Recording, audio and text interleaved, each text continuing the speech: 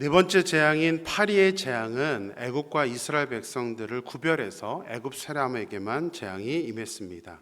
항상 발생하는 파리가 이스라엘 백성들이 사는 고센 땅에만 생기지 않았습니다.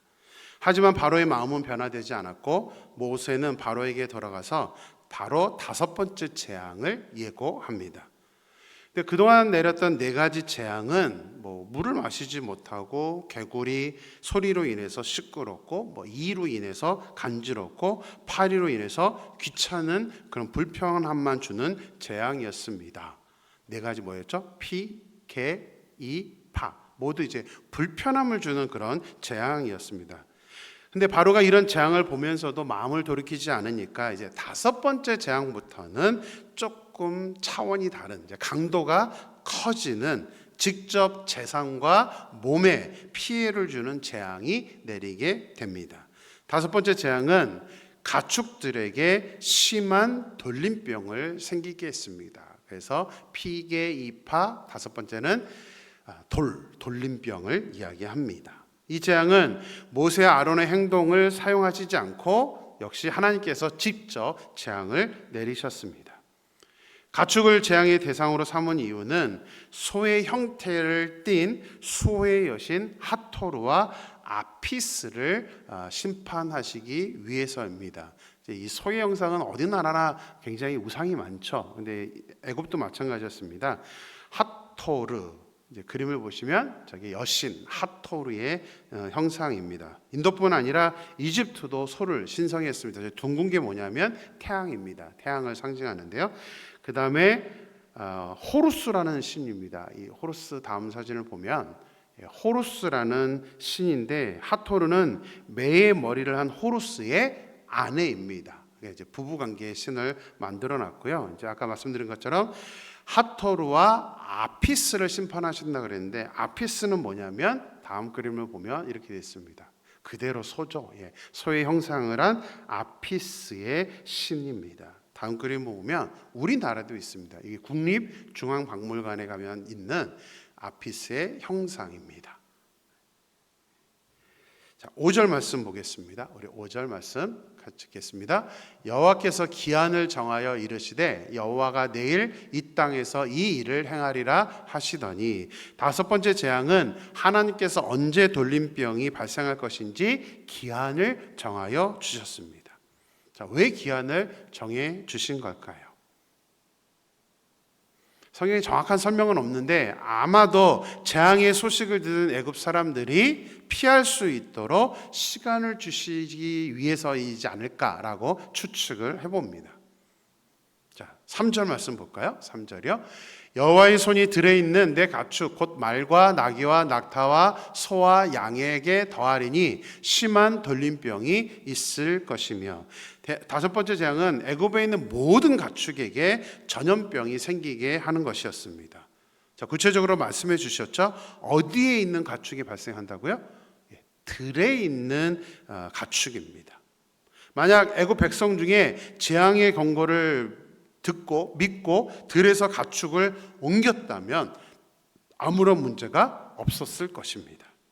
하나님은 그래도 긍휼을 베푸셔서 모든 가축에게 돌림병을 주신 것이 아니라 들에 있는 가축들에게만 돌림병이 걸리게 하셨던 것입니다.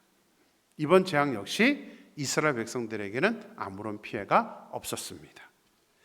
자, 재산에 피해를 주어도 바로가 마음을 돌이키지 않자 하나님은 바로 이제 여섯 번째 재앙으로 모세가 화덕에 제 두 웅큼을 바로의 목전에서 하늘을 향해 날리자 애굽 사람과 짐승의 악성 종기를 생기게 하였습니다.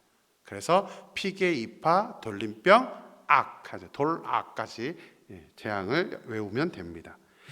자, 악성 종기를 왜 만드셨는가? 이제 동물들에 대한 또 이런 재앙이었는데 신에 대한 재앙이었는데 종기하고 신하고는 관계가 없는 것처럼 느껴지죠. 근데 또 그렇지는 않습니다. 악성 종기는 이집트 이제 고대 왕국의 제3왕조 때의 건축가였고 인류 최초의 의사라고 하는 실존 인물이었던 이모텝이라는 그런 사람이 있습니다. 이 이모텝을 상징한다라고 해석을 합니다. 이 사람들이 떠받드는 사람이죠. 자, 그림을 보면 이제 저게 이모텝의 동상입니다. 이모텝은 인류 최초의 피라미드인 계단식 피라미드를 설계하고 건축한 사람입니다. 후에 이제 건축, 공학, 의학의 신으로 추앙이 돼서 사람임에도 불구하고 이의 영향력이 애굽에서 너무 컸기 때문에 이 이모텝을 신으로 추앙해서 이집트의 3대 신 중에 하나인 네페르툼과 동일시했습니다. 네페르툼이라는 그림은 저렇게 되어 있습니다. 사람인데 저 이모텝이 저 네페르툼이 되었다라고 이렇게 이야기를 한 것이죠. 특별히 이모텝이 얼마나 좀 애굽에서는 유명하냐면 다음 그림을 보면 저기 뭐냐면요, 이모텝 박물관입니다. 이모텝이라는 사람을 추앙해서 저렇게 박물관을 지었을 정도입니다. 영화를 좋아하시는 분들은 아마 미라는 영화를 이집트의 미라라는 영화를 아실 것입니다. 헐리우드는 이제 재미있게도 이 이모텝을 악당으로 만드는 엉뚱한 상상력을 발휘했습니다. 그래서 미라의 영화를 보면 이모텝이 신이 아니라 저 오른쪽 그림에 있는 게 이모텝인데요, 악당으로 나옵니다.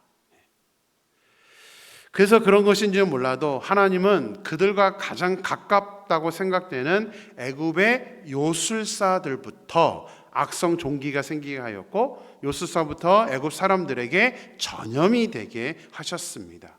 자, 그림에 저렇게 나와 있는데요, 요술사부터 종기가 생겨서 애굽 사람들에게 다 퍼져 나가게 됩니다. 얼마나 심했는지 애굽 요술사들이 모세 앞에 나오지도 못할 정도였습니다.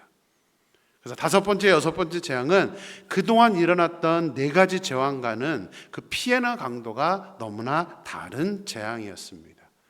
당시 이스라엘 백성들에게는 피해가 없었지만 5째와 6번째 재앙을 보면서 우리가 또 하나님이 이 안에 심어놓은 교훈을 우리가 같이 좀 생각을 했으면 좋겠습니다. 하나님께서 때로 우리들의 잘못된 생각과 죄의 길을 고치시기 위해서 고난을 허락하신다라고 우리는 잘 알고 있습니다. 그런데 만약에 그 고난을 받았음에도 불구하고 우리가 깨닫지 못하고 우리가 걸어갔던 우리의 행동들, 죄악의 길에서 우리가 나오지 않는다면 어떻게 될까요? 고난의 강도가 커질 수밖에 없습니다. 이게 오늘 큐티의 제목입니다. 고난의 강도가 커질 수밖에 없습니다. 하나님께서 때로 우리의 잘못된 생각과 죄의 길을 고치시기 위해서 그렇게 고난을 허락하시는다는 것을 우리가 이해한다면 우리는 빠르게 깨닫고 빠르게 우리의 행동들을 돌이켜야 그것이 현명하고 지혜로운 모습입니다. 우리가 돌이키지 않으면 우리에게는 계속해서 더 큰 고난, 더 강도 높은 고난이 찾아올 수밖에 없다는 사실이죠. 그래서 아주 작은 고난들은 우리에게 엄청난 피해를 주지 않습니다. 그러나 오늘 본문의 5번째, 6번째 재앙부터 제가 강도가 커졌다 그랬죠. 그게 뭐냐면 이제 직접 몸에 피해를 당하게 됩니다. 단순히 내 주변에 있는 물건들이 문제가 아니라 내 몸에 영향을 주기 때문에, 그래서 우리는 빨리 깨달아야 그것이 지혜로운 사람의 모습인 것이죠. 하나님께서 어쩔 수 없이 고난의 강도를 높여서 우리의 재산과 우리의 건강에 어떤 문제를, 어려움을 주실 때 그때 깨닫는 사람이 아니라, 물론 그때라도 깨달으면 다행이지만 우리가 성령에 민감해서 하나님이 보내시는 그런 경고의 신호들을 잘 우리가 보고 깨닫고 빨리 주님의 길로 돌이킬 수 있는 그런 저 여러분이 되기를 주님의 이름으로 축원합니다. 자, 가축의 돌림병, 악성 종기로 인해서 애굽 모든 사람들이 고통을 받게 되었습니다. 특히 7절을 보면 바로는 신하들을 보내서 진짜로 이스라엘의 가축에게는 아무런 일이 일어나지 않았는지 확인을 해 보았습니다.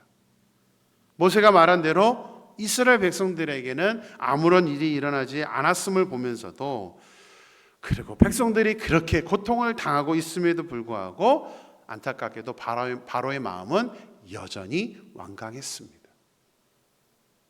제가 너무 눈에 보이잖아요. 애굽 백성들만 종기가 나고 이스라엘 백성들은 그렇지 않고, 애굽 백성들의 가축에만 돌림병이 있고 이스라엘 백성들한테 그러지 않는다. 그러면 빨리 좀 깨달았어야 되는데 이 바로의 마음은 정말 완강 그 자체였습니다. 여기서 특별히 완강하다는 말을 영어 성경에서는 조금 이제 완강하다 이 표현을 뭐라고 써서 unyield라는 단어를 사용했습니다. unyielded. 이게 무슨 뜻이냐면 유연성이 없는, 굳은이라는 뜻입니다. 바로의 마음이 유연성이 없는 거예요. 굳어져 버린 것이죠. 그래서 아무리 사실을 목격해도 그것을 깨닫지를 못하고 재앙을 만나도 마음이 바뀌지 않았던 것입니다. 이 단어는 신약 성경에도 우리가 잘 알고 있는, 제가 1월 달에 처음 설교했을 때에 여러분들에게 말씀을 드렸던 예수님의 씨 뿌리는 비유에서도 나오는 단어입니다. 어떤 밭에 뿌려지는 그 밭이 유연성이 없는 굳은 밭이었다고 했죠? 길가밭에 떨어지는 씨였습니다. 길가밭. 하도 많은 사람들이 돌아다녀서 하도 많은 일들을 경험해서 굳어버린 마음에는 어떤 말씀의 씨앗이 들어가도 유연하지가 않는 거예요. 굳어버렸기 때문에 그래서 열매를 맺지를 못한다라고 말씀을 드렸습니다. 우리도 인생을 살아가면서 나이가 들고 경험이 많아지고 어떤 위치에 올라가게 되면 우리 스스로 인식하지 못한 채 우리의 마음은 유연성이 없어져 버립니다. 굳어버립니다. 이게 무서운 거예요. 정말 마음의 유연성이 없는다는 것, 신앙의 유연성이 없는다는 것은 이건 정말 무서운 일입니다. 사실 연륜, 경륜 이런 단어는 굉장히 좋은 단어입니다. 그죠? 연륜이 있다, 경륜이 있다. 그래서 우리가 나이 많은 사람들, 경험이 많은 사람들을 존경할 수밖에 없는 이유가 그 많은 경험을 했기 때문입니다. 그런데 문제는 익을수록 고개를 숙일 수 있어야 되는데 익을수록 이 연륜 때문에 더 마음이 부드러워서 더 많은 사람들을 포용할 수 있어야 되는데 그게 아니라 나이가 들고 경험이 많아지면 어느 정도 위치에 올라가게 되면 그러지 않게 된다는 것이 문제죠. 오히려 굳어져 버립니다.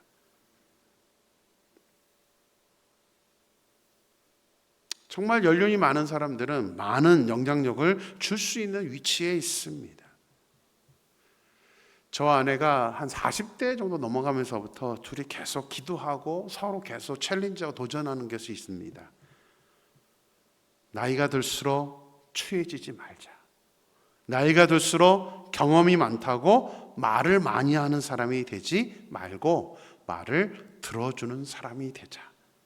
나이가 들수록 세상에 타협하는 것이 아니라 더 믿음의 본을 보여줄 수 있는 존경받는 사람이 되자. 아름답게 멋있게 나이를 먹자라고 서로 지금도 약속을 하고 도전을 하고 있습니다. 정말 그렇게 살고 싶습니다. 정말 나이가 들수록 더 존경받을 수 있는 사람. 그때 갈수록 참 그런 사람들을 주변에서 보지 못한다는 것이 안타깝습니다.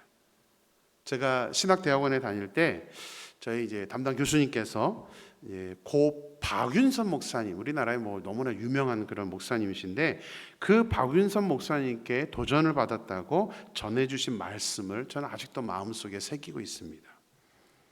이 교수님이 이제 박윤선 목사님의 제자인데 박윤선 목사님께서 종종 이 제자가 강의하는 것을 들으러 그때 총신대학에 오셨다고 합니다. 자신이 가르쳤던 제자였고 뭐 학문적으로 보면 아무리 제자가 교수였다 하더라도 이 박윤선 목사님을 따라갈 수는 없는데 그럼에도 불구하고 이 박윤선 목사님은 저 뒤에 앉는 것이 아니라 가장 앞에 앉아서 후배 목사님이 막 강의를 하면 그것을 다 받아 적으면서 아멘 하면서 받아 적더라는 것입니다. 이미 다 교수님께 배운 내용들인데 교수님께서 좀 이 박윤선 목사님한테 목사님 너무 불편합니다. 좀 오시더라도 뒤에 앉으시든가 좀 조용히 하시면 안 됩니까? 라고 그렇게 부탁을 드렸다고 합니다. 그러자 박윤선 목사님은 그렇게 대답하셨답니다. 내 후배의 강의여서 내가 아멘 하는 줄 아느냐? 하나님의 말씀이기 때문에 내가 아멘 하는 거야. 내가 아무리 많이 안들 하나님의 말씀 앞에 나는 겸손한 한 사람일 수밖에 없다. 이런 말씀을, 이런 대답을 하셨다고 합니다. 교수님이 주셨던 그 말씀을 저 역시 지금도 간직하고 정말 그렇게 살고 싶습니다. 그러니 이 제자가 스승인 박윤서 목사님을 존경할 수밖에 없었던 거죠. 안다고 해서 다가 아니라 하나님의 말씀이기에 나는 그 하나님의 말씀 앞에 온전히 겸손하게 아멘할 수 있는 것, 저는 그렇게 늙어가고 싶습니다. 그때부터 아무리 말씀을 많이 안다고 할지라도 정말 하나님 유연한 마음을 주세요. 길가밭처럼 굳은 마음이 아니라 정말 유연한 마음을 주십시오. 특별히 또 이 말씀을 또 이렇게 새기고 있는 말씀이 있습니다. 에스겔 11장 19절 말씀입니다. 내가 그들에게 한 마음을 주고 그 속에 새 영을 주며 그 몸에서 돌 같은 마음을 제거하고 살처럼 부드러운 마음을 주어. 에스겔은 하나님 그 몸에서 돌 같은 마음을 제거하여 주시고 살처럼 부드러운 마음을 달라라고 이렇게 말씀을 기록하고 있습니다. 저는 이 말씀이 우리 모두에게도 적용된다고 생각합니다. 저는 정말 돌 같은 마음을 가진 사람이 되고 싶지 않습니다. 정말 살같이 살처럼 부드러운 마음이 되어서 정말 하나님의 말씀에 아멘하며 또 다른 사람들의 말을 들어줄 수 있는 정말 그런 사람이 되기를 원합니다. 또 한 가지 호세아 10장 12절 말씀입니다. 너희가 자기를 위하여 공의를 심고 인애를 거두라. 너희 묵은 땅을 기경하라. 지금이 곧 여호와를 찾을 때니 마침내 여호와께서 오사 공의를 비처럼 너희에게 내리시리라. 묵은 땅을 기경하라. 저는 이 단어를 자주 생각합니다. 묵은 땅을 기경하라. 하나님 제 마음밭, 굳어져 있는 제 마음밭을 묵은 이 땅을 기경할 수 있게 해주세요. 무엇보다도 나중이 아니라 지금이 곧 여호와를 찾을 때이다. 마침내 여호와께서 오사 공의를 비처럼 내리실 것이다. 저는 정말 이 말씀이 우리 하나님을 믿는 사람들에게, 우리에게 너무나 중요한 소중한 말씀이라고 생각합니다. 저는 저만이 아니라 우리 사랑하는 임마누엘교회 모든 성도님들이 묵은 땅을 기경해서 우리의 땅을 갈아엎고 항상 부드러운 그런 마음밭이 되어서 정말 하나님의 말씀을 아멘으로 화답하며 우리 자신의 연약한 모습을 변경해 갈 수 있는, 바꾸어 갈 수 있는, 그래서 하나님이 기뻐하시는, 하나님이 원하시는 그 그리스도의 장성한 분량까지 충만한 데까지 이룰 수 있는 그런 하나님의 사람으로 온전히 일어설 수 있게 되기를 소망합니다. 오늘 우리의 상태를 한번 살펴볼 수 있기를 원합니다. 과연 세월의 흐름이, 내 위치가, 오랜 신앙생활이 내 마음을 굳게 만든 것은 아닌지, 지금 내 마음밭은 딱딱하게 굳어서 아무런 말씀도 통과되지 않는 그런 땅이 되어 있는 것은 아닌지 우리의 모습을 우리가 생각하면서 오늘은 한번 그렇게 이 말씀대로 기도했으면 좋겠습니다. 하나님, 저의 이 딱딱한 마음을 하나님 평경시켜 주시고 묵은 땅을 기경하여 주셔서 하나님 부드러운 살과 같은 그런 부드러운 마음을 주어서 하나님의 말씀대로 살아갈 수 있는 그런 사람이 되달라고 우리 같이 한번 오늘은 그렇게 기도할 수 있었으면 좋겠습니다. 소망합니다. 사랑하는 임마누엘교회 우리 모든 성도님들 절대 굳어지지 않기를 원합니다. 정말 성령에 민감하여서, 하나님의 말씀에 민감하여서 우리 자신이 정말 하나님 앞에 바로 설 수 있는 저와 여러분의 삶이 되기를 주님의 이름으로 축원합니다. 기도하겠습니다. 하나님, 오늘도 귀한 하루 저에게 허락하시고 말씀과 함께 하심에 감사를 드립니다. 오늘도 하나님 말씀을 묵상하면서 재앙이 거듭되면 거듭될수록 바로의 마음이 완강해져 가는 것을 우리가 보게 됩니다. 특별히 4가지 재앙들을 내렸을 때에도 변화되지 않았던 그 바로가 이제는 더 강도가 커지는 재앙을 겪게 되는 것을 보게 됩니다. 하나님, 우리도 살아가면서 하나님께서 우리의 잘못된 행동과 우리의 잘못된 길을 하나님 바로 고쳐주시기 위해서 어려움과 그런 문제들을 우리에게 허락하시는데, 하나님 소망합니다. 고난의 강도가 커질 때, 물론 그때라도 돌이키면 다행이지만 하나님 정말 우리가 둔감해서 영적으로 민감하지 않아서 하나님의 경고를 무시하고 계속해서 아버지 하나님 완강한 마음으로 걸어가는 그런 우리들의 모습이 되는 것이 아니라 고난의 강도가 커지기 전에 아버지 하나님 빨리 우리의 모습을 돌이킬 수 있는 그런 지혜로운 사람이 될 수 있도록 역사하여 주시옵소서. 무엇보다 또 하나님 원합니다. 우리가 나이가 들수록 경험이 많아질수록 또 어떤 위치가 올라갈수록 하나님 정말 굳은 마음이 되지 않기를 소망합니다. 아버지 하나님, 정말 나이가 들수록 더 존경스럽고 연륜과 경륜과 믿음의 하나님의 역사들이 많아질수록 하나님 더 우리가 다른 사람들의 말을 듣고 더 하나님의 말씀을 부드러운 마음으로 들어서 하나님 그런 어떤 정말 존경받을 만한 모습으로 우리가 하나님 살아갈 수 있도록 역사하여 주시옵소서. 하나님 정말 소망합니다. 오늘 이 시간 우리들의 상태를 보기를 원합니다. 과연 지금 나의 마음밭은 어떤 상태에 있는 것인지 하나님 묵은 땅을 기경하며 정말 살처럼 그런 부드러운 마음으로 우리가 하나님의 말씀을 받아들일 수 있도록 역사하여 주시옵소서. 하나님께서 온전히 그렇게 이끌어 주실 줄 믿고 거룩하신 예수님의 이름으로 기도드렸습니다. 아멘.